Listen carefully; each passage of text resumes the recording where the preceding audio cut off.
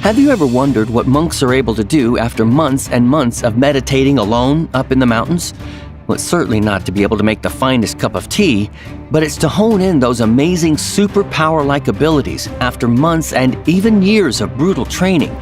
From being able to walk on water to be able to break stone with their head, here are some of the most amazing examples of the most unusual Shaolin monks' superpowers.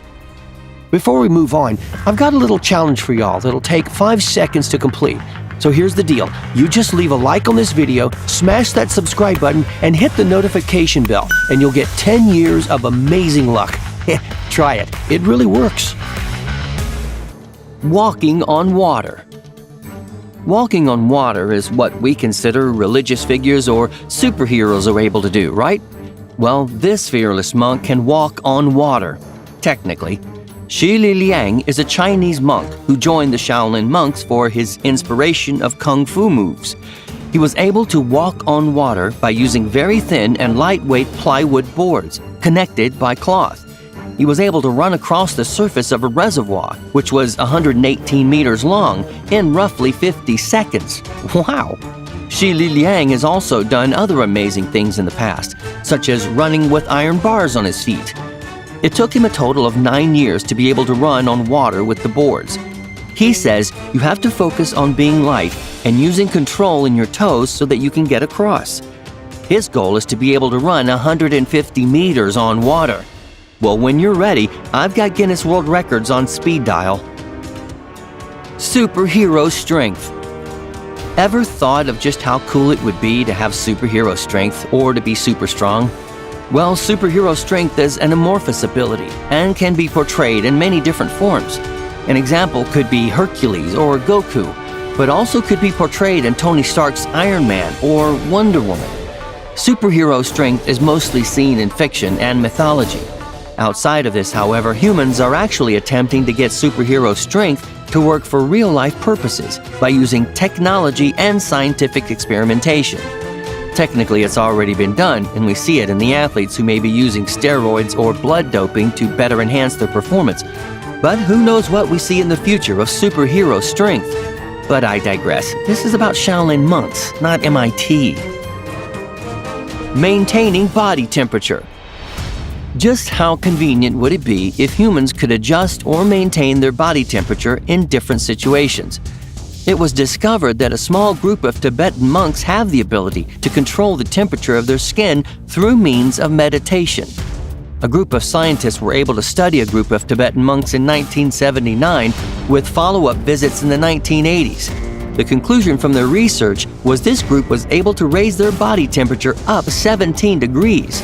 This keeps them warm when they sleep in temperatures that get as low as 0 degrees Fahrenheit. On a relative note, there was a group in India who could lower their metabolism down to 60% while they slept. For comparison, when a regular person sleeps, their metabolism lowers only about 10 to 15% versus the group that could lower it 60%. That's not only a big change, but could be used in lack of food to preserve needed energy. Time to hibernate. Needle through glass. Now, physics is just a little twisted with this situation. There's a monk that's able to throw a thin needle through glass, shattering it. If you ask them, they claim that this technique is all about using a combination of focus and channeled vital energy called qi. It was found that the needle had acquired a speed of 150 kilometers or 93 miles per hour in order to pierce through the glass sheet. It also takes more skill to do this than just throwing a dart at a dartboard or throwing a sewing needle at your living room window after deep breathing. Finger skill. Do you think you have great balance? Well, this monk has amazing strength and balance, as he's able to perform an inversion stand on just 2 index fingers. Now, if I explain this wrong, just tell me in the comments, okay? I'm not embarrassed. He starts the inversion stand by having 1 index finger stretched out on one hand and all the fingers stretched out on the other.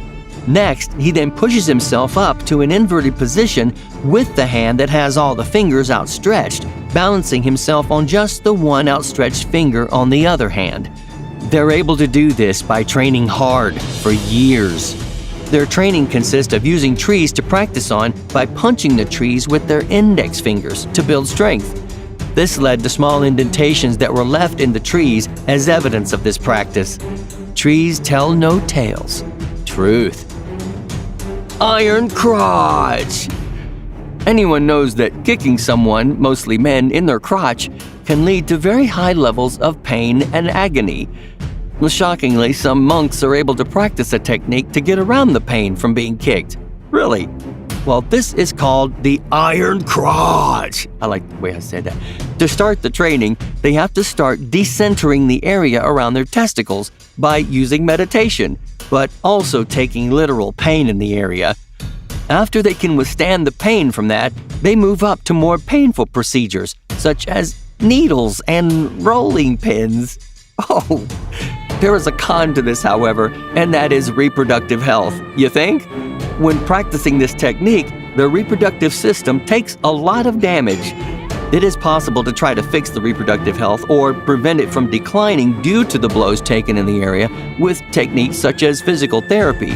This, however, can't stop it from happening eventually, however, and it's a choice they have to both make and live with.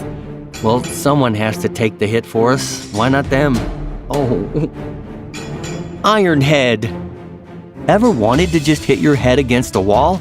This technique, known as Shaolin Kung Fu Iron Head, Tai To Kong, is pretty much just that. The student starts by wrapping their head in 10 protective layers of silk and hits their head against a wall at different angles. Then, every 2 to 3 months, 2 layers of the protective silk are removed. When the student finally hits months later with an unprotected head, it'll hurt, but the student will have to adjust to it in order to master it. After the student gets adjusted, they will have mastered it, and the student's head is supposedly as strong as ever, or even stronger than the wall itself. Some monks are actually able to break through stone walls just by headbutting it. Basically, the technique strengthens the skull bones in order to withstand the force. This is something to think about the next time someone calls you hard-headed. Iron bull. Bulls are known to be pretty hard and to also buck pretty hard, so it's proper for the name of this practice to be called the iron bull. This technique is basically used for strengthening the external power of the body, like a bull. This is started by first scraping the skin of the abdomen by scarring it in order to toughen it. After the skin is hardened enough, they will begin to strike and punch the stomach.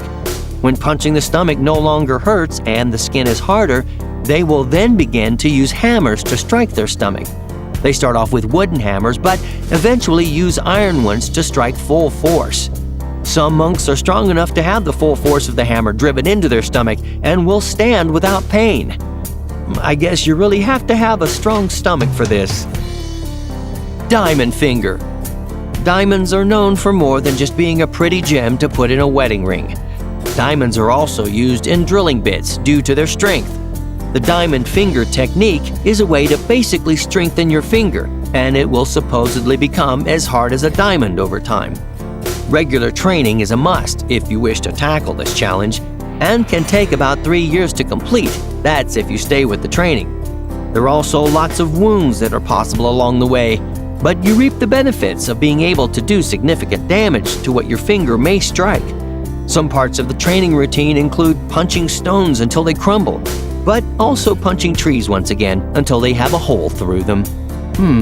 Maybe there's some conspiracy theory notes out there that say woodpeckers have diamonds in their beaks. In hot oil. This last technique is a bit extreme, and you may find yourself dipping your foot into a bath of ice cubes because this gets hot.